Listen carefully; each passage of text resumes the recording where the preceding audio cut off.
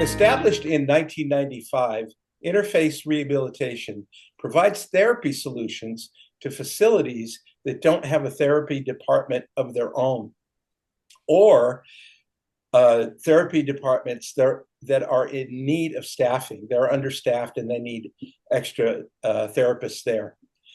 They are a much needed resource in the current climate facing the long-term care environment. So with that being said, with us today is Anant Desai, the head coach at Interface, and Gheith Effarah, the chief operating officer. Guys, welcome to the podcast. Thank you. Oslo, thank you. Thank you. Happy to be here and see you again. Yeah, it's been some time. So Gheith, actually, I want to start with Anant, the Please. head coach. Now, what does a head coach mean? What's the definition of that? I changed my title from president to head coach when Phil Jackson won Lakers 3 times. When Lakers hit the three-peat, that kind of dawned on me, wow, head coach. So here I am, not throwing my weight around, but coaching everybody around me, and they're coaching me, learning from each other. So I decided the appropriate title for me would be head coach. So I changed it then, a while back, and ever since then, it has really worked very well around me. That's such a great story, and I totally agree with you. I think that you now become an approachable person, right? Yes, For absolutely. anybody who wants to talk to you, I'm going to go talk to the coach. Yes, And absolutely. And many staff members, that's what they call me. Hey, coach, how are you doing? So that's how they address me. So, and I love it. And that's what my role is, coaching everybody around me and learning from each other. wow, Absolutely. that's fantastic. You Thank know you. what? I'd like to get a little bit of your background and kind of find out uh, how did you get this started? What was the inspiration to go, oh, I'm going to start a company that's going to provide this service? Right. Well, I have been physical therapist since 1975. Wow. Came to United States in 1976 and worked in various settings, acute hospital, nursing home, home health, outpatient clinic, you name it. I worked at different settings. Then in late 80s, I had a chance of being a right-hand person of another rehab company. To that owner, I was the right-hand person. And we grew the company from 500,000 annual revenue to 12 million dollar Wow. annual revenue. And then he sold that company to somebody.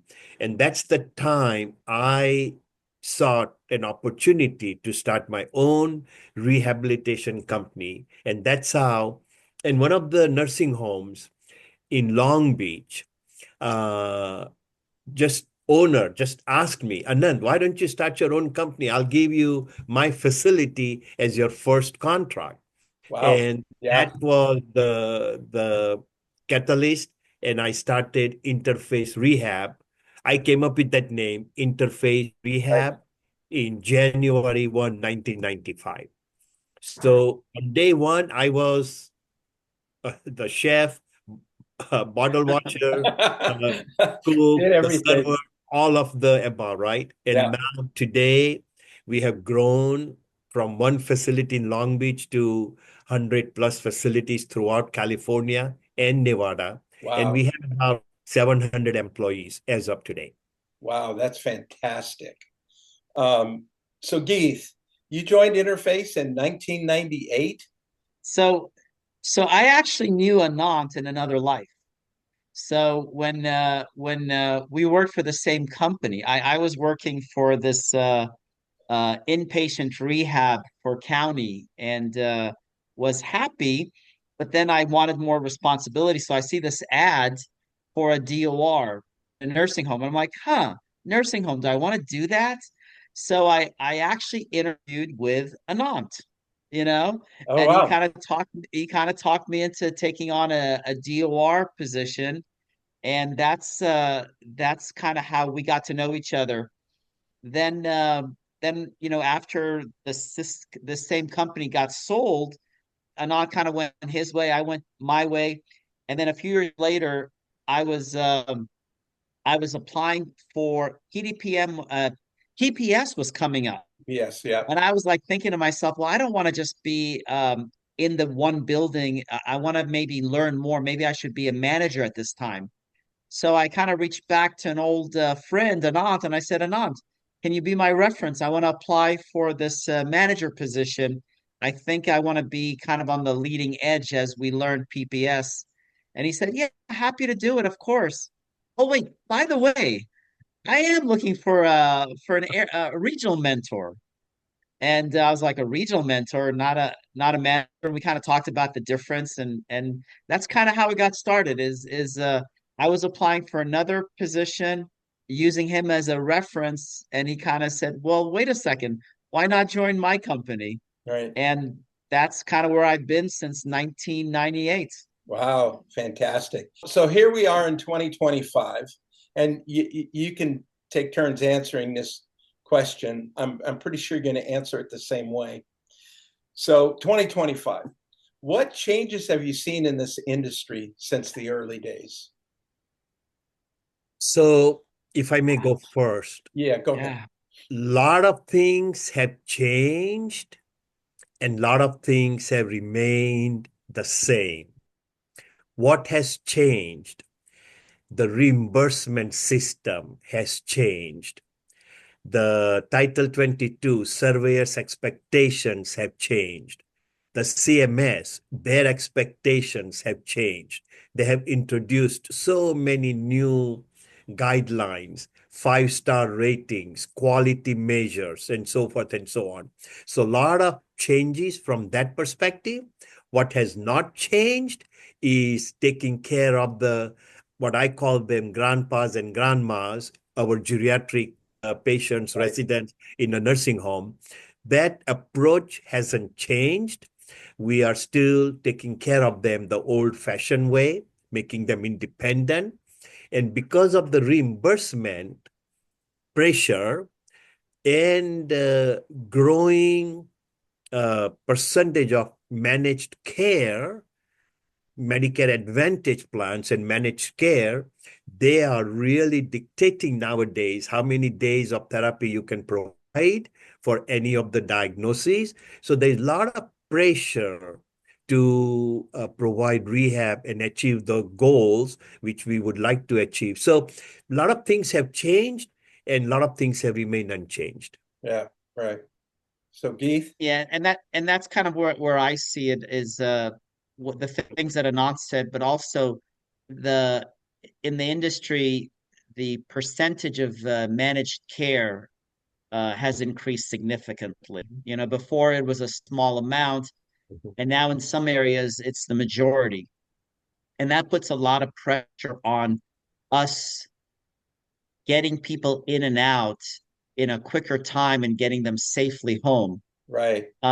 So that's a little bit where before the facilities, the rehab department had more control. We were more of the gatekeepers. Now it's kind of going to an outside case manager, and that's been a challenge. The other thing that's changed is the new therapists are always great, but we do find that the therapists coming into the field now they're a lot more focused on that balance of life work kind of balance and kind of fitting work in versus kind of the just the old horses in the past. It just kind of we're just workhorses and just got things done. So we find that we have to also spend more time mentoring, working with our new folks, Right. getting them to have that passion for patient care, you know. So there's been some changes. It still revolves around the residents, still revolves around the patient, and that's why I think you healthcare is so unique. because it still revolves around that most important person. But it's some of the, so I guess the roots have kind of stayed the same, but the branches have changed. Have the pressures of, the baby boomers, retiring in mass numbers now. I think it's going to pick up until 2030. What kind of pressure is that put on the industry with these folks coming in that are older, right? People are living longer. Yep. Is that not only living longer, but you're seeing a different type of patient, I think, with the obesity rates going up. They're heavier, which causes other problems, such as diabetes and other comorbidities. Is there more demand on the long-term care environment, on the nursing staff, the rehab staff, just in general? Gheith, would you like to take first? Absolutely. Yes. Yeah. Laszlo, there has been. We're still an impacted profession. Maybe even more so after we came out of COVID.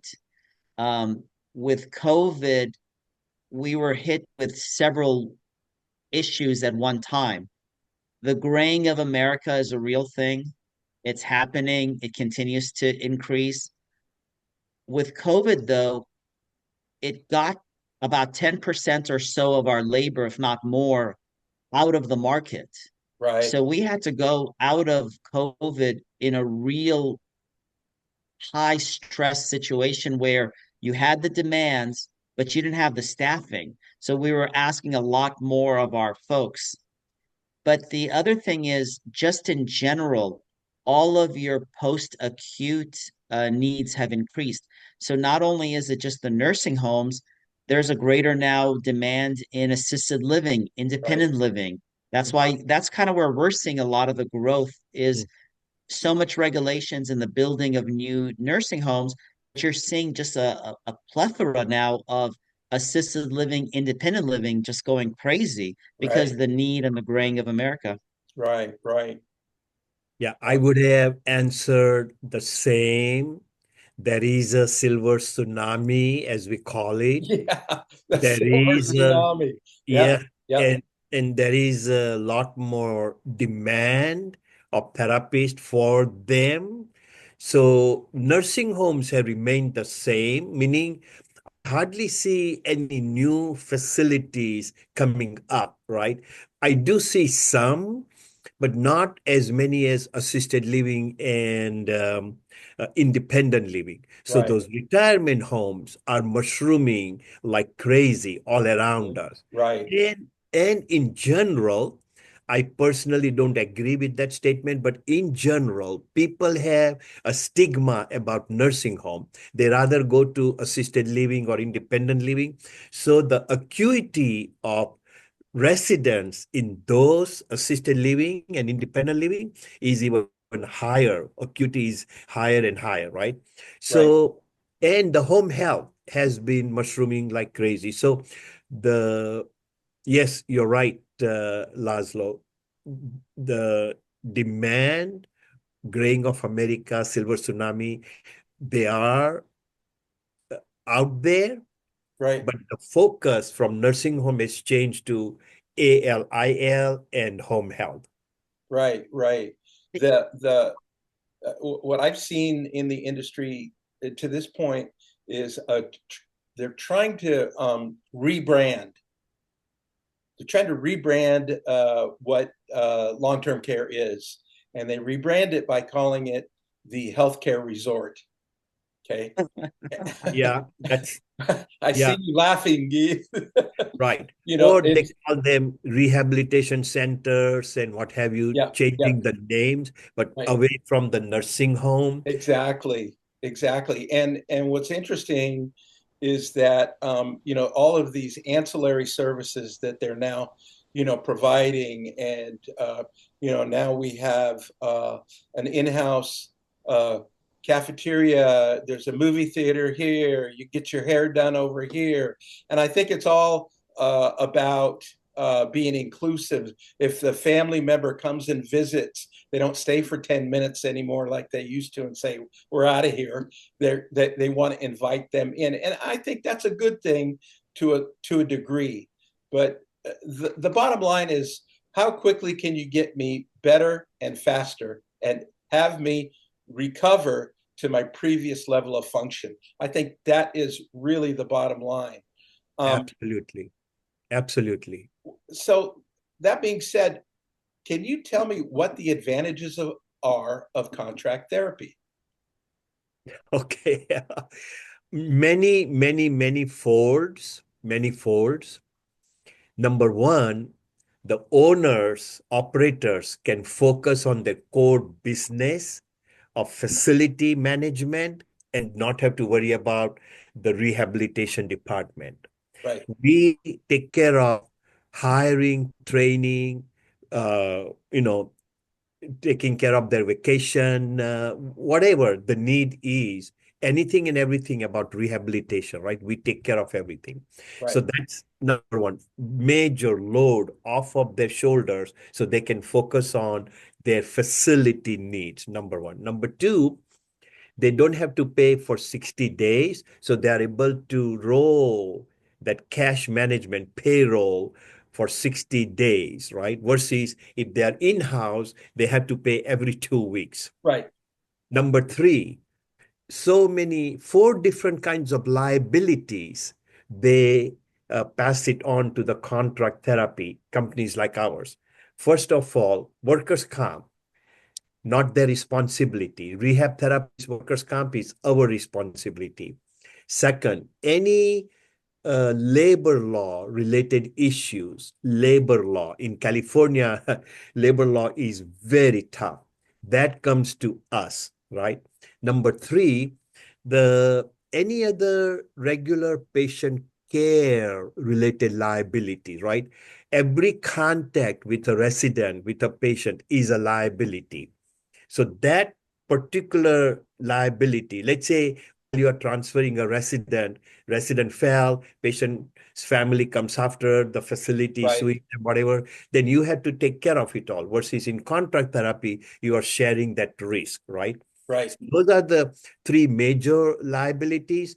And there is a fourth liability I'm blanking out right now. But these are the major liabilities you are shifting to the contract therapy company versus keeping it, on your own, right?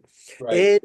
And overall, there are a lot of other things I can go over. I will leave some for Gheith, but the mentality of the staff, if they are in-house, we have seen time and time again, they become very complacent. And Yeah. the facility will ask the rehab staff to do everything and anything, attending meetings all day long versus taking care of the patient care, therapist, rehab. So we we find them getting complacent and the utilization could be place versus being a contracted therapy. We are accountable to produce, whatever needs to be done, whatever Right. needs Right. patient need. So there are a lot of pros and cons. Again, you have to look at it, whom you are asking, how they're looking at it, but there are a lot of advantages. Git, go ahead and fill in the rest while I remember the fourth live. One of the things we noticed, because we regularly take over things that were in-house and they decide to go contrast. One of the things that I noticed the most is that everything is reliant on the DOR in an in-house program. If you've got a great DOR, you might be able to run it well and everything go good. As soon as you have staff instability, everything breaks down. So we're always amazed at when we go in and we look at all the opportunities and all the things that could have been done. We look at the documentation and how all of a sudden we see how it needs to get improved. We look at the change of conditions, the long-term residents, and how maybe they can be improved. We look at the quality. So what winds up happening when you bring in a contract company versus when you're in-house, when you're in-house, you're a little too protective. Everything is in-house. You now bring somebody from the outside. You're sort of bringing an independent person coming in and reviewing everything you've got. So the quality and the requirements and the standard, believe it or not, actually goes up, because that is one of the things that I hear a lot. The two things that I hear is cost and control. Hmm. And we have to kind of explain to the owners and the providers that as cost goes, sometimes it isn't about cost. It's what can we do for you? Can we increase the caseload? Can we put more attention to more of the long term? Can we bring more staff to build your caseload? And as far as control, we always tell people, think of us as like um, uh, sugar and milk. We're going to blend right in. We're going to go ahead and be part of you. We're going to assimilate with you. It's your staff, but we're signing the check. So we never want them to feel that it's, hey, I have this contract company, this vendor. No, no, no. We want to blend in completely, but provide you all the additional support and resources that maybe you can't have if you're just a in-house program relying on one person primarily. Right, right. So, Um, last, the fourth liability which owners and operators take on if they are in-house, if there are any denials oh yeah, from Medicare, any denials in the future, if they are in-house, they have to eat it all of the denial cost versus if they have contracted, then we are sharing the risk. So, quote unquote, the risk sharing on four different major liability right. is much more risk sharing with contract therapy versus in-house, right? So, and they also calculate their per minute cost in a different way, not counting the time it takes to recruit, the time, they are paying the recruiters, and a lot of peripheral costs they may not be adding to the Right. mix. So it is little skewed comparing the cost of in-house and contract therapy. But if you really compare apples to apples, overall, not because we are a contract therapy company, but overall, you come out ahead by contracting. Again, it depends on what kind of contract therapy company you're dealing with, Right. but you usually come out ahead with Interface Rehab. Thank you. Well, the you just led me into my next question, which was all has to do with recruitment, right? I Yes. mean, there's a cost involved in recruiting Yes. therapists, right? You attend these different shows. You've got to, arrange for the Yeah. booth and Right. have personnel and people and hotel rooms and meals. And I'm very familiar with that because of the Yes. shows that we've attended. But how, because it's a competitive thing here. You've got the what I called is the mega providers. The mega providers are Ensign, Life Care, Mhm. PACS. I Mhm. mean, these are hundreds of facilities Sure. in multiple states all over the country, and so they are also out there trying to recruit. Right.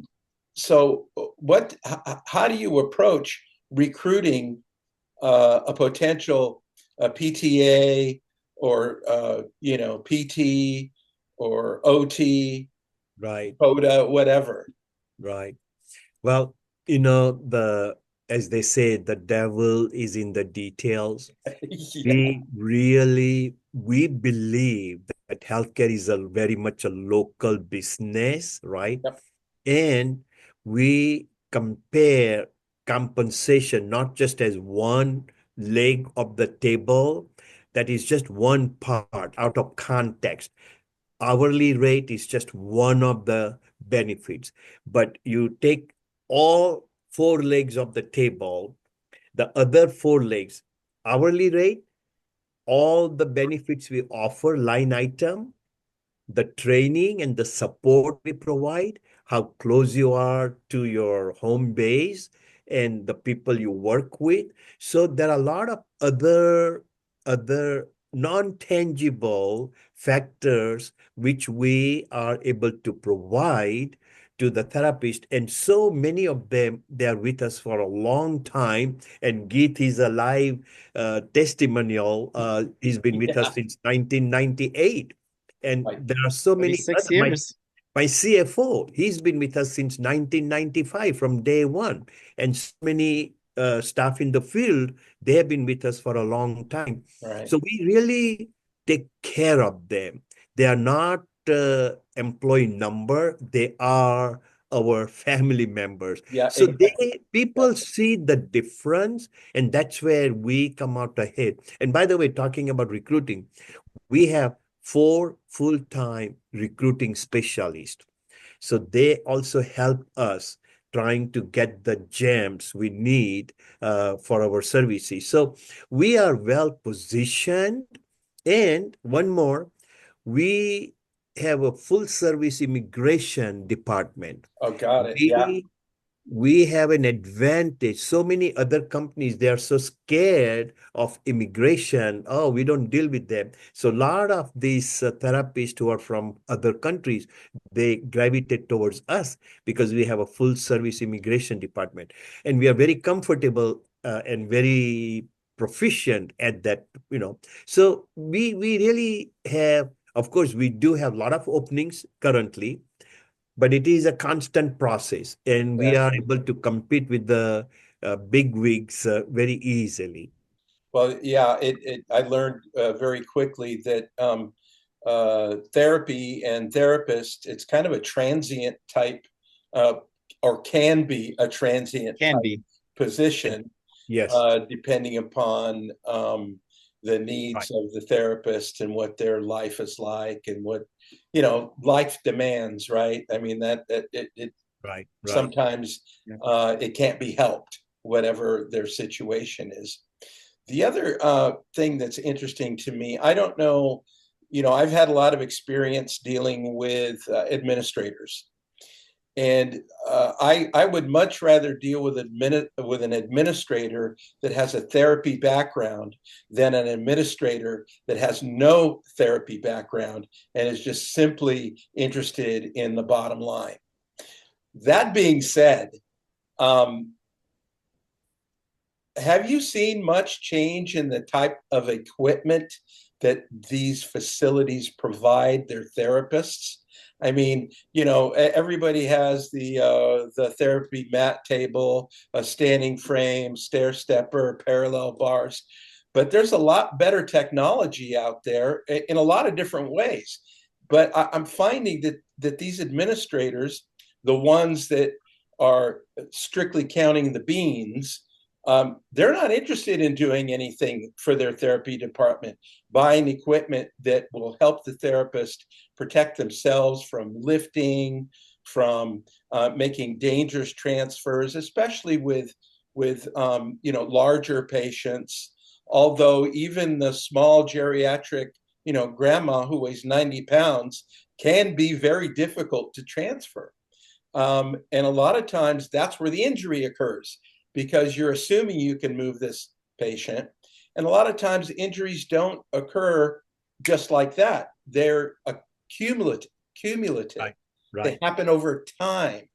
And so I'm wondering, why are there so many administrators that are resistant to upgrading their therapy gyms? Yeah, I think part of it is like you said, they focus too much on the budget and what they need to do. And it's kind of like what Anant was saying about, you know, when they have too many things to juggle, maybe they lose sight. But when they can focus on the core responsibilities. One of the things that I notice is that administrators are just happy with getting the Title 22 equipment. What's the basics? Just the mat, a basic mat, pulleys, parallel bar, stairs, mirror. I'm happy. I'm good to go. Therapy, now you figure it out.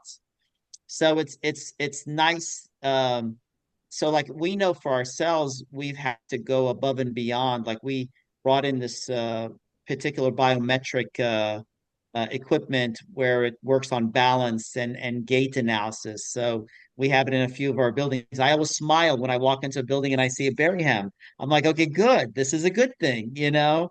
Yeah. But I don't know. It's a bit frustrating sometimes as a therapist, you just have to think outside the box. You have to go to them and say, this is how this equipment will help you. Not tomorrow, today. For example, if you give me this particular chair, we're going to reduce the falls. If you give me this particular hip kit, we can continue doing more therapy. So a lot of times we have to kind of work with them to show them how it's cost effective and how it'll benefit them, not just in the future, but today as well. Right. Right. Yeah, I think that there are different aspects of the market that really prohibit long-term care in that investment when I really think about it because of their budgets and their costs. Last Yeah. year we were fortunate enough to put over 100 rehabs in Encompass rehab hospitals Excellent. across the country. And I realized that a rehab hospital has a bigger budget, right? Right. They And just have more money. That's just it. And, Yeah, that's why with Rancho Los Amigos has about 50 of our tables. So amazing. it's so they see the value, the rehab hospitals see the value. right. Um, and I know that there are a lot of long-term care facilities, although Ensign has been real good with us and Life Right. Care was, a big purchaser early on. Right. But what I'm seeing is hopefully a trend that the industry will start to realize that in the long run, they will be saving money. Okay, Yeah. they'll be saving money with less workman's comp claims. They'll be saving money with less injuries to their therapists. Right. Their careers will last longer rather than shorter Yep. because of MSDs. Right. So it is about the front line. It's about those frontline soldiers that really represent your company, that represent any other company that does long-term care, because they're the ones that come in contact with the patient. Right. And Laszlo, I would not throw all administrators in one basket. Oh, no, There no, I are, didn't mean to do that. I and think I'm there's same some, here. I want to clarify that there yeah, are administrators, owner operators, or the corporations. They really believe in providing equipment, state-of-the-art equipment. right, Like we have some facilities where we have even mini car in the rehab right, gym right, for, to yeah, to OT, teach the car transfer, right? right, And what have you. So again, I think it boils down to what Gheith mentioned earlier. If you want to hit the nail on the head, it boils down to how good are you able to convince the administrator or the decision maker about that equipment? What's in it for them? What's in it for the facility? How is it going to help bring the revenue or decrease the cost, right? right, If it can really uh, I mean, sell, but with the proper benefits rationale, then that's what counts, right? And of course, budget is still the key. There is no budget. There is no matter how much good the equipment is, you can't pursue. So, but there are a lot of corporations and facility administrators. They are pro rehab, and they do help us with great equipment and what have you, whatever we recommend. But you have to sell it. right, Idea has to be right. sold. So, if somebody wants to get in touch with you and basically find out more about the services, how would they do that? Would they just go onto your website and request a meeting, or call you direct, or how would someone go about that? That would be one of the ways. We are also member of CAF. Right. They can look us up at CAF. We are also member of Leading Age of California, or they can contact us directly. And my cell number, if I may give it out here, is Absolutely. 714 336 9634. Text me, call me directly, and we will pursue your interest, what you are looking for, and how we can enhance your goals. Absolutely. Any which way you can, reach out to us. Yes, thank you. When And when are you moving to Oregon? well, let's talk. You know, that's one thing I do want to just commend Anant about is like you said, when he went to head coach, he became more approachable. Right. Anybody in our company at any time can pick up the phone, call Anant, and he'll pick up. There's no secretary, there's no multiple levels, and I think that's amazing. And you just don't see that. But I think that also creates the culture. Like when Anant was saying that local is logical and it's a local industry, you have to make people feel, not just believe, but truly believe and feel that, hey, if I have an issue, I'm going to be heard. And I think that's the same thing with our clients is clients don't want to be just a number. Right. They want to know that somebody will respond to them ASAP. So, Right. Totally. Well, to me, the bottom line is based on outcomes, right? Absolutely. Who can get me back to my previous abilities to be mobile and independent as soon as possible? And it's about who can deliver the services I need in a friendly, clean environment. So, we have to look at this population as consumers as well as patients. So if they are consumers, we have to appeal to their sensitivities of smell, right, cleanliness, yeah. all those things, and that again falls on the facility manager, and it's a team effort to provide that kind of service. And I know that any facility would be fortunate to have you on their team. And I wish you guys great success. Thank you so much for being a part of the podcast. And Absolutely. I hope to see you guys in Oregon sometime soon. You Absolutely. never know. You never know. I know, you never know. All Great. right. Thank you so much. Good to see you, Laszlo. Laszlo, thank You're you. Good seeing welcome. you. Stay Okay. blessed. Good to Yeah. see you. All Thank you. right.